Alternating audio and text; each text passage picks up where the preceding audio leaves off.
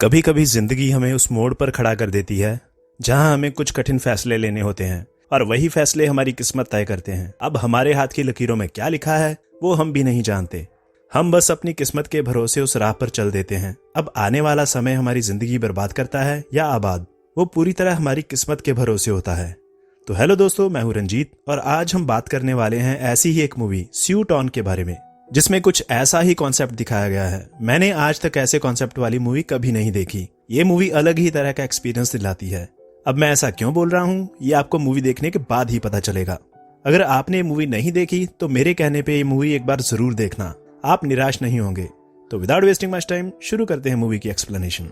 Movie की शुरुआत में हम बारबरा को देखते हैं। उसने अपने पूरे घर की छत में धागों का एक जाल बनाया होता है, जिसमें उसने अपनी माँ, जो अब मर चुकी है, और अपनी बचपन की फोटोज को स्पीकर से अटैच करके उनमें धागे लटका रखे थे, जिसे खींचने पे उन दोनों की आखिरी बार हुई बातचीत रिपीट होती थी। अब इस तरीके से उसने माँ को अपनी यादों में संभाल कर रखा था। यहाँ हम देखते हैं उसकी माँ उसके लिए एक दुकान छोड़कर गई थी, जिसमें वो एक दर्जी का काम करती थी और अपनी माँ के बिजनेस को आगे बढ़ाना चाहती थी। पर उसका बिजनेस कुछ खास नहीं चल रहा था और ले देकर उसके पास अब सिर्फ 2 ही क्लाइंट्स बचे थे।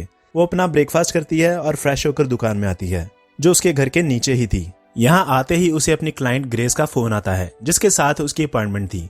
वो जल्दी से गाड़ी निकालती है और सीधा उसके घर में जाती है। ग्रेस के लिए उसने वेडिंग ड्रेस बनाई थी, जिसका कुछ काम रहता था, और आज उसकी तीसरी शादी थी, तो वो सब कुछ परफेक्ट चाहती थी। अब यहाँ उसकी ड्रेस में बटन लगाते समय ग्रेस उसकी माँ की तारीफ करती है और उसकी बुराई करती है, जिसे सुनकर बारबरा थोड़ी नर्वस हो जाती है और उसके हाथ से वो बटन नीचे गिर जाता है। वो बटन उठाने जाती है पर ग्रेस फिर से ताने मारती है कि पैसे लेकर वो ये गंदा बटन लगाएगी। इससे बारबरा गुस्से में जानबूझकर वो बटन वेंट में फेंक देती है, जिसे देख ग्रेस भड़क जाती है और उस पर चिल्ला कर दुकान से दूसरा बटन लाने को कहती है। बारबरा उसकी ड्रेस पे पिन लगाकर जल्दी से गाड़ी में बैठकर दूसरा बटन लेने शॉप की तरफ जाती है। रास्ते में वो देखती है कि एक एक्सीडेंट हुआ था, जिसमें 2 मोटरसाइकिल वाले जख्मी हालत में पड़े थे। गौर से देखने से उसे पता चलता है कि वहाँ एक ड्रग डील होने वाली थी और आपसी टकराव की वजह से वहाँ पूरा क्योस मच गया था। ये दृश्य देखकर उसका दिमाग हिल जाता है। लास्ट में वो एक ब्रीफकेस देखती है और थोड़ा आगे जाकर गाड़ी रोकती है। उसके मन में 3 थॉट्स आते हैं: perfect crime, call police and drive away. मतलब या तो वो उनको मारकर उनका ब्रीफकेस लेकर फरार हो जाए, या फिर पुलिस को कॉल करके हेल्प मंगवाए, और या फिर सब कुछ अनदेखा कर वहां से चुपचाप निकल जाए। वो पुलिस को कॉल करके हेल्प मंगवाने की सोचती है, पर उसका विचार बदल जाता है। चूंकि उसकी हालत खस्ता थी और जल्द ही वो बैंकरप्ट होने वाली थी, तो वो पहला ऑप्शन चुनती है, परफेक्ट क्राइम करने का। अब इसके तहत वो अपने बॉक्स में से 2 धागे निकालती है और उनको सुई में डालकर वहां पड़ी 2 पिस्तौल में बांध देती है, ताकि दोनों को पिस्तौल चलाने का बराबर मौका मिले। अब वो वापस आकर गाड़ी चलाती है, जिससे दोनों पिस्तौल धागे से बंधी होने की वजह से सरकती हुई उन दोनों तक पहुंचती हैं। दोनों पिस्तौल उठाते हैं और एक दूसरे को शूट कर देते हैं। बारबरा वापस आती है, वो बैग उठाती है और वहां से निकल जाती है। वो बहुत खुश होती है क्योंकि उसका प्लान सक्सेसफुल हो चुका था। पर एकाएक उसे याद आता है कि जिस सुई को उसने धागे से बांधा था, उस पे उसकी शॉप का लोगो था, और अगर किसी को वो सुई क्राइम सीन पे मिल गई तो वो मुश्किल में फंस सकती थी। बाहर आकर जब वो देखती है तो एक सुई तो धागे से बंधी थी, पर दूसरी गायब होती है। वो वापस क्राइम सीन पर आती है और जल्द ही उसे वो सुई हेलमेट वाले इंसान के, जिसका नाम बेक था, उसके हाथ में मिल जाती है। दरअसल गोली चलाते वक्त सुई उसके हाथ में चुभ गई थी। वो उसे निकालने की कोशिश करती है, पर सुई आधे में टूटकर वहीं गुम हो जाती है। काफी ढूंढने के बावजूद उसे वो सुई नहीं मिलती। तभी वो देखती है कि बेक अभी जिंदा था। वो उसे मारने की कोशिश करती है पर मार नहीं पाती, तो वो उसे भी अपने साथ उठाकर अपनी शॉप पे ले जाती है। यहाँ वो धागों से उसके हाथ पैर बांध देती है और फिर रस्सी की मदद से धीरे धीरे उसे ऊपर वाले कमरे में खींच लेती है। तभी बाहर उसकी क्लाइंट ग्रेस आ जाती है। वो उसे बाहर ही रोक देती है और उसका बटन लगाती है। ग्रेस शांत हो जाती है और उसे पैसे देकर वहां से चली जाती है। अब आगे जब वो ऊपर आती है तो बेक कहता है कि जिसको उसने मारा, जब उसके बाप को तुम्हारी सुई वहां मिलेगी तो वो तुम्हें और मुझे ढूंढ लेगा और मार डालेगा। अब वो पूछती है कि आखिर वहां हुआ क्या था। वो बताता है कि डील के वक्त उस लड़के का माइंड चेंज हो गया था और वो वहां से भागने की कोशिश कर रहा था। पीछा करते वक्त उसने मुझ पे गोली चलाई और हम दोनों क्रैश हो गए। और वो ऐसी फैमिली है जिससे तुम भिड़ना नहीं चाहोगी, और अगर तुम मुझे जाने दो तो मैं अपने बॉस से बात करके तुम्हें 10% दिला दूंगा, और उस लड़के का बाप भी हमारा कुछ नहीं बिगाड़ पाएगा। पर वो कहती है कि ये दुकान ही उसके लिए सब कुछ है, क्योंकि यहाँ उसकी माँ की यादें जुड़ी हैं। वो इसे छोड़कर कहीं नहीं जाएगी।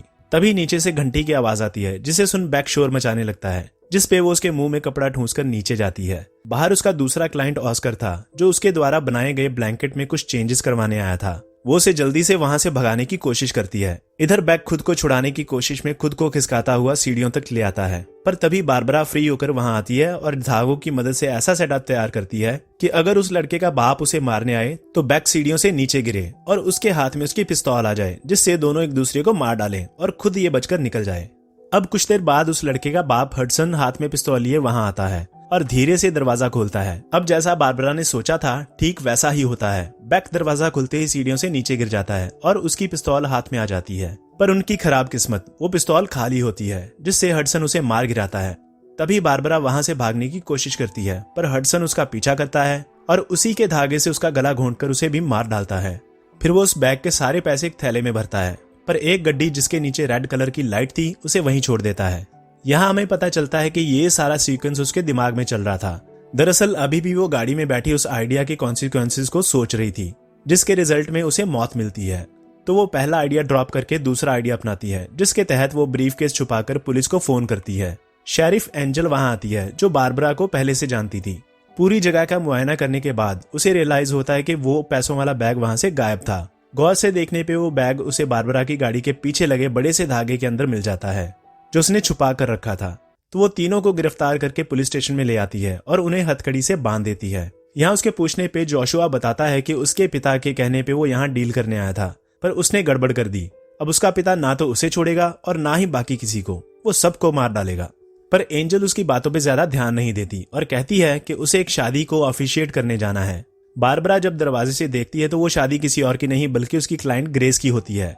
यहाँ शादी के वक्त ग्रेस अनकंफर्टेबल महसूस करती है, क्योंकि पिन चुभने की वजह से उसका खून निकल रहा था। इससे वो काफी नाराज हो जाती है, पर एंजल कहती है कि उसके पास इसका भी इलाज है।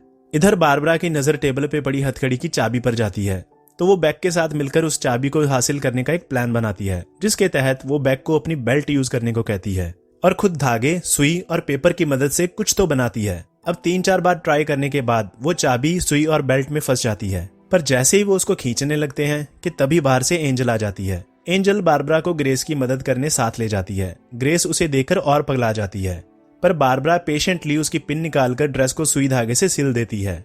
तभी उसकी नजर वहां रखे टीवी पर जाती है, जहां लॉकअप रूम का लाइव व्यू चल रहा था। काम खत्म होने के बाद एंजल वापस उसे चेयर पे बांध देती है, पर इस बार वो चाबी को दूसरे खड़े रैक पे टांगती है और खुद शादी में वापस चली जाती है।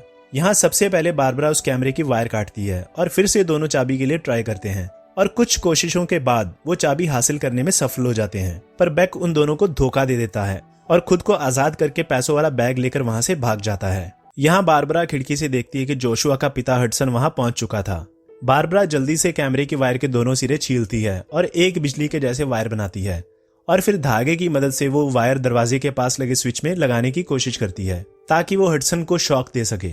इधर हडसन अंदर आता है और सबसे पहले एंजल को गोली मारता है, क्योंकि वो उसे मारने वाली थी। फिर जैसे ही वो दरवाजा खोलता है कि तभी वो स्विच में लगी वायर निकल जाती है। वो बारबरा के ऊपर दोनों बंदूकें तान देता है, ये सोचकर कि शायद ये भी उसके बेटे के साथ शामिल है। पर तभी एंजल खिसकती हुई अंदर आती है और वो वायर को प्लग में लगा देती है। बारबरा वायर के दोनों सिरे उसकी पिस्तौल में लगा देती है, जिससे उसे जोर का करंट लगता है और वो बेहोश होकर नीचे गिरने लगता है। पर गिरते वक्त वो फायर कर देता है, जिससे 2 गोलियां बारबर के पेट में जाकर लगती हैं। एंजल हडसन को हथकड़ी से बांध देती है और बारबरा इस वर्जन में भी मारी जाती है। और फिर से हम उसी क्राइम सीन पे पहुंच जाते हैं, जहां बारबरा गाड़ी में बैठी ऑप्शंस के बारे में सोच रही थी। अब चूंकि उसकी 2 ऑप्शंस फेल हो चुकी थी, तो वो तीसरी सेफ और सिक्योर ऑप्शन के बारे में सोचती है और चुपचाप बिना कुछ छेड़े वहां से निकल जाती है और तेजी से गाड़ी चलाती हुई अपनी शॉप तक पहुंचती है। फिर वो ग्रेस का गुम हुआ बटन लेती है और वापस उसके घर की तरफ आती है। पर रास्ते में उसी क्राइम स्पॉट पे पहुंचकर वो देखती है कि जोशुआ का पिता हडसन वहां पहुंच चुका था, जो बैक को गोली मार देता है। ये देखकर बारबरा घबरा जाती है और गाड़ी वापस मोड़ लेती है। पर चूंकि बारबरा उस खून की इकलौती गवाह थी, तो हडसन जोशुआ को लेकर उसे खत्म करने की नीयत से उसका पीछा करते हुए एक रेस्टोरेंट तक पहुंचता है। यहाँ वो उसी टेबल पे आकर बैठता है जहाँ बारबरा बैठी थी। वो अपनी पिस्तौल निकालकर अपनी गोद में रखता है और फिर पीने के लिए 3 कॉफी ऑर्डर करता है। वेटर जब कॉफी लेकर आती है तो वो देखती है कि जोशुआ के हाथ से काफी खून बह रहा था। उसके पूछने पे हडसन कहता है कि वो ठीक है। फिर वो बारबरा से कहता है कि वो सब कुछ भूल जाएगा, तुम भी भूल जाओ कि तुमने कुछ देखा है, और अगर कोई हमारे बारे में पूछे तो कह देना कि मैं तुम्हारा दूर का अंकल हूँ और हम बस तुमसे मिलने आए थे और रास्ते में जोशुआ को किसी ने पीटा, जिससे उसकी ये हालत हो गई। फिर वो कहता है कि जोशुआ को बाथरूम में लेकर उसके जख्मों को सुई धागे की मदद से सिल दो, ताकि खून बहना बंद हो जाए। कोई चारा न बनते देख बारबरा जोशुआ के साथ बाथरूम में चली जाती है, पर सबसे पहले उसे छोड़कर वहां से भागने का रास्ता देखती है, पर खिड़की पे लोहे की ग्रिल होने की वजह से वो भाग नहीं पाती और मजबूरी में उसे उसके जख्मों पर टांके लगाने पड़ते हैं। यहाँ बात करते वक्त जोशुआ से बताता है कि वो कभी ये काम नहीं करना चाहता था, पर अपने पिता के डर से वो ये काम करने आया था और ये उसका पहला काम था और इसीलिए उसने ये डील कैंसिल कर दी, जिससे उसका पिता उसे मारना चाहता था, क्योंकि उसके अनुसार उसका बेटा गुड फॉर नथिंग था। यहाँ बारबरा के दिमाग में एक प्लान आता है। वो जोशुआ को दोनों धागों के रोल देती है और अपने प्लान के बारे में बताती है। इतने में ऑस्कर अपनी बीवी का कंबल हाथ में लिए हुए वहाँ पे आता है और बारबरा की गाड़ी बाहर खड़ी देखकर अंदर आ जाता है और फिर हडसन के टेबल पे बारबरा का बैग देखकर उसके बारे में पूछता है, पर हडसन कहता है कि वो यहाँ नहीं है। फिर ऑस्कर के पूछने पे वो बताता है कि वो बारबरा का अंकल है जो काफी टाइम बाद उससे मिलने आया है। पर ऑस्कर उसकी बातें सुनकर थोड़ा शॉक हो जाता है, क्योंकि उसके मुताबिक उसकी माँ के अलावा इस दुनिया में कोई नहीं था। पर वो कहता है कि चलो अच्छा है, कोई तो है जो उसका पता लेने आया। ऑस्कर जब हडसन को उस कंबल की फोटोज दिखा रहा होता है तो एक फोटो के पीछे खून लगा देखकर चौंक जाता है। वो देखता है वो खून हर जगह लगा था, टेबल पे, फ्लोर पे और वहां से होते हुए बाथरूम की तरफ जा रहा था। वो बाथरूम में चेक करने जाता है कि इतने में बारबरा और जोशुआ बाहर आ जाते हैं। बारबरा के ये कहने पे कि वो उसका कजन है, वो सेटिस्फाई हो जाता है और वहां से चला जाता है। अब आगे हडसन जोशुआ से पूछता है कि तुमने डील कंप्लीट क्यों नहीं की, तो जोशुआ बताता है कि वो डर गया था और बस वहां से निकलना चाहता था। पर हडसन उसे बैक की और उसकी पिस्तौल दिखाता है, जिसमें बैक की पिस्तौल भरी हुई थी और उसकी पिस्तौल में सिर्फ एक गोली थी, जिसका मतलब ये था कि जोशुआ वो डील करना ही नहीं चाहता था, वो पैसे लेकर वहां से फरार होना चाहता था। हडसन उसे कहता है कि उसे पहले से ही उसके इरादे के बारे में पता था, इसीलिए उसने इसका इंतजाम पहले ही कर दिया था, ब्रीफ केस में बॉम्ब लगाकर। जब तक वो बातों में लगे होते हैं तब तक बारबरा दोनों धागों के एंड को उसकी पिस्तौल में बांध देती है, एक पिस्तौल के मुंह पर और दूसरा एंड ट्रिगर पे। अब आगे हडसन जोशुआ को एक चाकू देता है और उसे बारबरा को मारने को कहता है। इससे बारबरा पगला जाती है और गुस्से में डांस करने लगती है। वो धीरे धीरे ब्लू वाले धागे को एक जाल की तरह बिछाने लगती है। कुछ देर बाद हडसन का सब्र का बांध टूट जाता है और वो बारबरा को चुपचाप वहां बैठने को कहता है। इतने में ग्रेस वहां आ जाती है। वो बारबरा पे चिल्लाती है और उसको बाहर आकर बटन लगाने को कहती है। वो बारबरा को खींचकर अपने साथ बाहर ले जाती है। इस पे हडसन भी कुछ नहीं कह पाता। फिर बारबरा उसकी पिन निकालकर अच्छे से बटन लगाती है। अंदर बैठा हडसन जोशुआ को बार बार उसे मारने को कहता है। अब ग्रेस के जाने के बाद बारबरा अंदर बैठे जोशुआ को इशारा करती है और जोशुआ बड़े जोर से ब्लू वाला धागा खींचता है, जिससे वो गन सारे रूम में ट्रैवल करती हुई हडसन की तरफ पॉइंट करके खड़ी हो जाती है। फिर जोशुआ दोनों धागे एक साथ खींचता है, जिससे हडसन के पेट में 3 गोलियां लगती हैं और वो मर जाता है। बारबरा बाहर खड़ी ये सब देख रही होती है और चैन की सांस लेती है। तभी उसकी नजर हडसन की गाड़ी में पड़े ब्रीफकेस पे जाती है। वो पैसों वाला ब्रीफकेस उठाती है और अपनी दुकान की तरफ चल देती है। जोशुआ ये देखकर घबरा जाता है, क्योंकि उसे पता था कि उसके पिता ने उसमें एक बॉम्ब रखा था, तो वो उसे बचाने उसके पीछे जाता है। पर तब तक बारबरा वो ब्रीफकेस खोलकर एक एक गड्डी अपने ड्रॉअर में रखने लगती है कि तभी उसकी नजर बॉम्ब पे जाती है। वो ब्रीफकेस नीचे फेंकती है, पर तभी बॉम्ब फट जाता है और उसकी दुकान के परखच्चे उड़ जाते हैं। इतने में जोशुआ भी वहां पहुंचता है और ये दृश्य देखकर रोने लगता है। बारबरा रेंगती हुई बाहर आती है और बाहर आकर अपनी आखिरी सांसें लेती है। इस तरह वो अपनी तीसरी चॉइस में भी मारी जाती है।